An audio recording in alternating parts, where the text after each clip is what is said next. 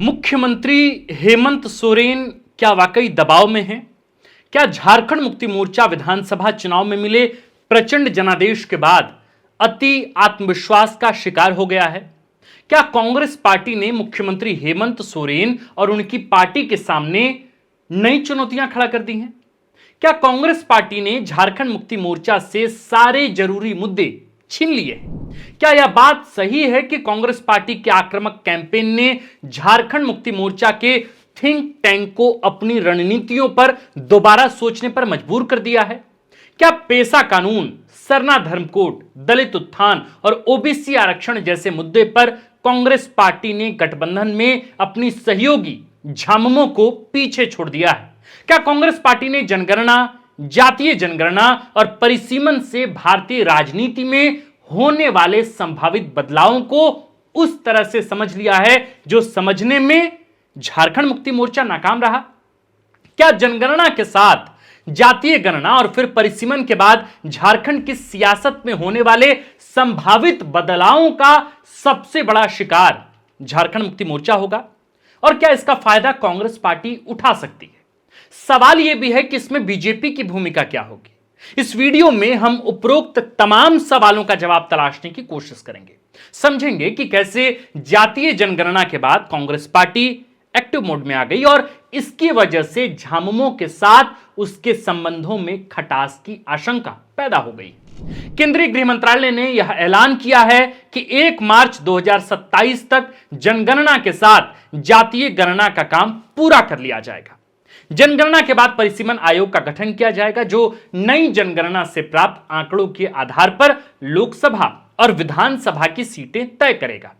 जनगणना के बाद जाहिर तौर पर आबादी के आधार पर ही सीटों की संख्या का निर्धारण किया जाएगा, लेकिन दक्षिणी राज्य इसका विरोध कर रहे हैं। उनका मानना है कि लोकसभा अथवा विधानसभा सीटों का परिसीमन आबादी के आधार पर नहीं किया जाना चाहिए, क्योंकि इससे दक्षिणी राज्यों को काफी नुकसान होगा जहां अपेक्षाकृत आबादी कम है। दक्षिण भारतीय क्षेत्रीय दलों की शंका है कि उत्तर भारत को संसद में ज्यादा प्रतिनिधित्व मिलेगा, यानी रिप्रेजेंटेशन मिलेगा। खैर, आबादी के आधार पर परिसीमन के खिलाफ आवाज उत्तर भारत से भी उठी और इनमें एक उल्लेखनीय आवाज झारखंड के मुख्यमंत्री हेमंत सोरेन की थी। यह तय है कि जनगणना के बाद भारत की सियासत में बड़ा बदलाव आएगा, केवल आबादी बढ़ने या लोकसभा सीटों में बदलाव के लिहाज से नहीं, बल्कि इसमें जातीय गणना का फैक्टर भी जुड़ा है। बिहार में पिछले साल जातीय सर्वेक्षण के आंकड़े आए थे और अब पता चला कि ओबीसी आबादी सबसे ज्यादा है। दलितों और अल्पसंख्यकों की आबादी में भी उल्लेखनीय वृद्धि हुई है। आबादी के हिसाब से हिस्सेदारी की मांग उठने लगी और बिहार में आरक्षण का दायरा बढ़ाने की बात हुई। यही प्रत्येक प्रदेश में होगा। झारखंड में भी जातीय गणना की मांग उठी। कांग्रेस पार्टी की तरफ से कहा गया कि झारखंड में भी जातीय जनगणना होनी चाहिए। मुख्यमंत्री हेमंत सोरेन ने पत्र लिखा और कहा कि पूरे देश में जातीय जनगणना कराना चाहिए। जाहिर है कि जातीय जनगणना से जो आंकड़े सामने आएंगे उससे पॉलिटिकल पार्टियों को अपनी सियासत की दिशा तय करने में सहूलियत होगी।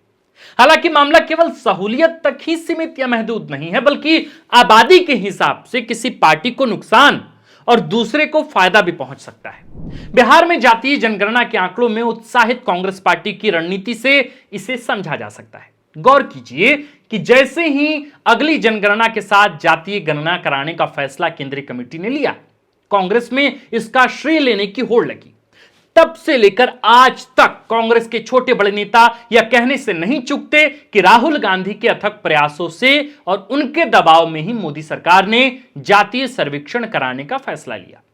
उधर जातीय जनगणना कराने का फैसला हुआ और इधर कांग्रेस पार्टी एक्टिव हो गई। गुजरात से लेकर छत्तीसगढ़ तक प्रदेश कमेटियों में आमूलचूल बदलाव की शुरुआत हो गई। जातीय गणना होगी तो जाहिर है कि झारखंड में भी विभिन्न जाति समुदाय का सही आंकड़ों का पता चल पाएगा। कितने आदिवासी हैं, कितने दलित, कितने ओबीसी हैं और कितने सवर्ण। कांग्रेस ने उसी आधार पर अपना जनाधार बढ़ाने की कोशिश अभी से ही शुरू कर दी है। कांग्रेस की प्रत्येक गतिविधि अब झारखंड के तमाम वर्गों में अपना जनाधार बढ़ाने की कोशिश के रूप में दिखती है।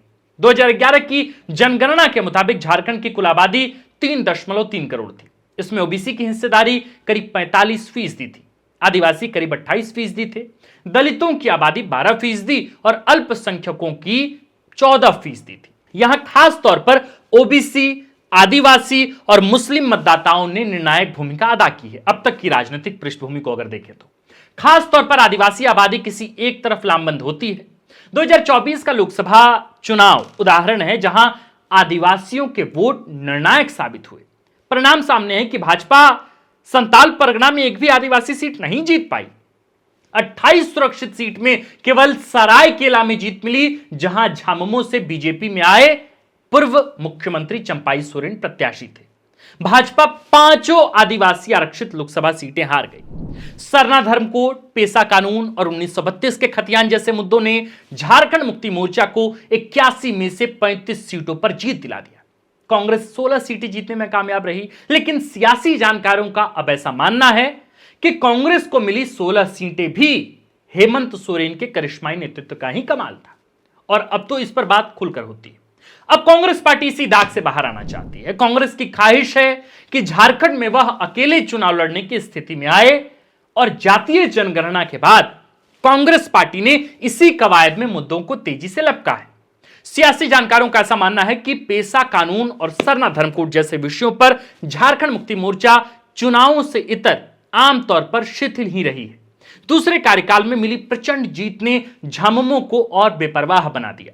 पहले कांग्रेस भी शिथिल ही थी और उसका मुख्य फोकस 27% ओबीसी आरक्षण के मुद्दे पर था, जिनकी आबादी झारखंड में सर्वाधिक है। हालांकि जैसे ही जातीय गणना की घोषणा हुई, कांग्रेस पार्टी ने सरना धर्म कोड का मुद्दा लपक लिया। 26 मई को प्रदेश कांग्रेस अध्यक्ष केशव महतो कमलेश और प्रभारी के राजू की अगुवाई में कांग्रेस के मंत्रियों, सांसदों, विधायकों और कार्यकर्ताओं ने राजभवन के सामने धरना दिया। जिला मुख्यालयों में भी धरना प्रदर्शन किया गया। कांग्रेस ने एक तरह से चेतावनी भरे लहजे में कहा कि बिना सरना धर्म कोड को मंजूरी दिए जातीय जनगणना नहीं होने देंगे। इसके अगले दिन झामुमो का धरना प्रदर्शन हुआ। सियासी जानकारों का कहना है कि झामुमो एक ऐसे मुद्दे पर कांग्रेस से पिछड़ गया जो उसका क्षेत्राधिकार समझा जाता है। दरअसल कांग्रेस पार्टी जानती है कि ओबीसी वर्ग का वोट विभिन्न पार्टियों में पड़ता है, लेकिन आदिवासी मतदाता ज्यादातर मौकों पर किसी एक तरफ लामबंद होते हैं। कांग्रेस को शायद यह उम्मीद है कि ओबीसी के साथ साथ यदि उसे आदिवासी वोटर्स का भी साथ मिला तो उसका जनाधार झारखंड में बड़ा हो सकता है, व्यापक हो सकता है। हाल ही में रांची के गीतांजलि बैंक्वेट हॉल में दलित उत्थान को लेकर कांग्रेस पार्टी का एक कार्यक्रम आयोजित किया गया था। इस बैठक में विधानसभा के हालिया बजट सेशन में प्रस्तावित अनुसूचित जाति परामर्शदात्री कमेटी और अनुसूचित जाति आयोग को जल्द धरातल पर उतारने की बात हुई। कार्यकर्ताओं को टास्क सौंपा गया कि वे दलितों की समस्या, संघर्ष और मुद्दों की जानकारी इकट्ठा करें। मौजूदा समय में झारखंड में दलितों की आबादी करीब 50 लाख के आसपास है। जनगणना के बाद न केवल दलितों की संख्या स्पष्ट होगी, बल्कि यह भी पता चलेगा कि दलित समुदाय के तहत आने वाले किस जाति की संख्या कितनी है। तब नीति निर्धारण और भी आसान होगा। गौरतलब है कि कांग्रेस पार्टी पहले ही कह चुकी है कि उसकी प्रखंड से लेकर प्रदेश स्तरीय कमेटी तक में विभिन्न सांगठनिक पदों पर 50% सीटें एससी, एसटी, ओबीसी और अल्पसंख्यकों के लिए आरक्षित रहेगी। माने कांग्रेस ने जातीय जनगणना और फिर परिसीमन में सीटों के संभावित बदलाव के लिहाज से अभी तैयारियां शुरू कर दी और निश्चित रूप से यह झामुमो के लिए चिंता की बात होगी। दरअसल परिसीमन के बाद सीटों की संख्या में संभावित बदलाव यह संकेत देता है कि खास करके ग्रामीण इलाकों में कई विधानसभा सीटों को एक दूसरे से मर्ज किया जा सकता है। डेमोग्राफी में बदलाव की वजह से कुछ आदिवासी सीटें सामान्य सीटों में परिवर्तित हो सकती हैं।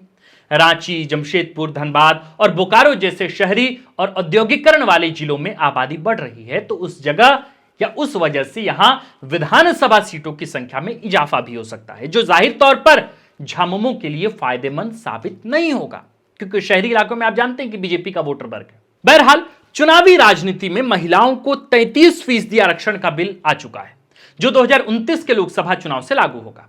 जाहिर है कि परिसीमन के बाद ही इसे लागू किया जाएगा। झारखंड के संदर्भ में देखेंगे तो कांग्रेस पार्टी को इसका भी फायदा मिलता दिख रहा है। दरअसल झामुमो के मुकाबले कांग्रेस के पास महिला नेताओं की संख्या ज्यादा है। जो महिला या यूं कहें कि जो महिलाएं फ्रंटलाइनर पॉलिटिक्स में हैं, वो युवा और पढ़ी लिखी भी हैं। मैं आपको नाम गिना देता हूं। पूर्णिमा नीरज सिंह अच्छी खासी पढ़ी लिखी हैं। अंबा प्रसाद जानी मानी चेहरा है। शिल्पी नेहा तिर्की फिलहाल वो मंत्री हैं हेमंत कैबिनेट में। इसके अतिरिक्त श्वेता सिंह विधायक हैं, दीपिका पांडे सिंह ये भी इस वक्त विधायक और मंत्री हैं। इसके अतिरिक्त यशस्विनी सहाय जैसे कई युवा और उच्च शिक्षा प्राप्त महिला लीडर्स हैं आज झारखंड कांग्रेस में। कांग्रेस को इसका फायदा भी मिलता दिख रहा है। अभी हेमंत कैबिनेट में ही दीपिका पांडे सिंह और शिल्पी नेहात्रिकी की मंत्री पद पर हैं और कांग्रेस की तरफ से लगातार भी सामने दिखती हैं। पेसा कानून भी आदिवासियों की भावनाओं से जुड़ा महत्वपूर्ण मुद्दा है। इन दिनों इस मुद्दे पर आदिवासियों की पार्टी होने का दावा करने वाले झामुमो से ज्यादा एक्टिव कांग्रेस पार्टी है।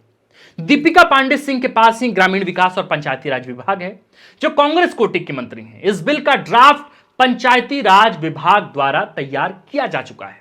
झामुमो इसे लागू करने के मसले पर शिथिल नजर आता है, जबकि कांग्रेस पेसा कानून को लेकर काफी एक्टिव नजर आती है। हाल ही में एक निजी समाचार चैनल से बातचीत में मंत्री दीपिका पांडे सिंह ने कहा कि हम पेसा कानून को झारखंड में जल्द लागू करने की तैयारी कर रहे हैं। यदि पेसा कानून मजबूत तरीके से बिना किसी विवाद के लागू हो गया तो जाहिर है कि इसका विभाग अपने पास होने के नाते कांग्रेस इसका पूरा का पूरा श्रेय लेगी। झारखंड की सियासत 5 साल बाद कैसी होगी, यह पूरी तरह से जनगणना, जातीय जनगणना और परिसीमन से तय होगा। जाहिर है कि आबादी बढ़ रही है और विभिन्न जातियों और संप्रदायों की संख्या में भी बदलाव आएगा। इस संभावित बदलाव के लिहाज से कांग्रेस पार्टी ने तैयारी शुरू कर दी है। झामुमो वाकई वहां पिछड़ता नजर आ रहा है। हालात यहां तक खराब हैं कि झारखंड में बॉस झारखंड मुक्ति मोर्चा को बिहार में उसके सहयोगियों कांग्रेस और आरजेडी ने गठबंधन के समन्वय समिति की बैठक में बुलाना तक जरूरी नहीं समझा। सीट शेयरिंग में हिस्सेदारी की बात तो अभी बहुत दूर की बात है। झामुमो नाराज है और पार्टी के महासचिव विनोद पांडे ने खुलकर नाराजगी जाहिर की है, लेकिन कांग्रेस और आरजेडी के रुख से ऐसा लगता है कि उसे खास फर्क नहीं पड़ रहा है। झारखंड में भी कांग्रेस पार्टी अब छोटे भाई की भूमिका से निकलने की तैयारी में है। सियासी जानकारों का मानना है कि पेसा कानून, सरना धर्म कोड, दलित उत्थान और ओबीसी आरक्षण पर कांग्रेस का प्रोएक्टिव व्यवहार झामुमो के लिए वेकअप कॉल है। मेरे प्रिय सुधी दर्शकों, आज के इस विश्लेषणात्मक वीडियो में हमने बस आपको यही बताने की कोशिश की कि 2024 के विधानसभा चुनाव के बाद जो हमें प्रचंड जनादेश देखने को मिला, वो राहुल गांधी या मल्लिकार्जुन खड़गे या किसी झारखंड प्रदेश कांग्रेस के किसी बड़े नेता के चेहरे पे नहीं मिला। वो जनादेश वह मुख्यमंत्री हेमंत सोरेन, कल्पना सोरेन और दिशोम गुरु शिबू सोरेन के नाम पर, उनके चेहरे पर इस बार जनता ने वोट किया। और बीजेपी आज कहां है और कांग्रेस सिर्फ जेएमएम के साथ होने के साथ आज सरकार में कैसे, ये बताने की आवश्यकता नहीं है। लेकिन ये बार बार ये बातें कही जा रही है कि जिन मुद्दों को लेकर झारखंड मुक्ति मोर्चा को प्रोएक्टिव होना चाहिए, अब उन मुद्दों को उनकी सहयोगी कांग्रेस लपककर आगे बढ़ने की तैयारी में। वो भी क्यों? क्योंकि कांग्रेस भी जानती है कि अगले 5 वर्षों में न सिर्फ झारखंड बल्कि पूरे देश की राजनीति, भारतीय राजनीति में संभावित बदलाव होंगे। क्यों होंगे? क्योंकि जातीय जनगणना होनी है, इसके साथ साथ सेंसस होना है, परिसीमन होना है और इसके बाद जो है वो महिला आरक्षण का बिल भी लागू हो जाएगा और इसको लेकर तमाम तैयारियां कांग्रेस कर रही है। अब ये एक विषय बनता जा रहा है झारखंड के राजनीतिक जानकारों के बीच कि ऐसा क्यों है कि महज 16 विधायकों वाली पार्टी आज हेमंत सोरेन की पार्टी से कंपीट करने की स्थिति में आ रही है। आपको ये वीडियो कैसा लगा? क्या वाकई आप भी मानते हैं कि प्रचंड जनादेश के बाद झारखंड मुक्ति मोर्चा या हेमंत सोरेन थोड़े शिथिल हो गए हैं, थोड़े शिथिल पड़े हैं, थोड़ी ज्यादा आश्वस्त लग रहे हैं, ओवर कॉन्फिडेंट लग रहे हैं? आपको जो भी लगता हो आप हमें कमेंट में नीचे लिखकर जरूर बता सकते हैं। आप देख रहे थे द फोर्थ पिलर। हमारा नाम आकाश आनंद है, कैमरे के पीछे नीरज और इस खबर को लिखा है हमारे प्रिय साथी और कंटेंट हेड सूरज ठाकुर ने। शुक्रिया।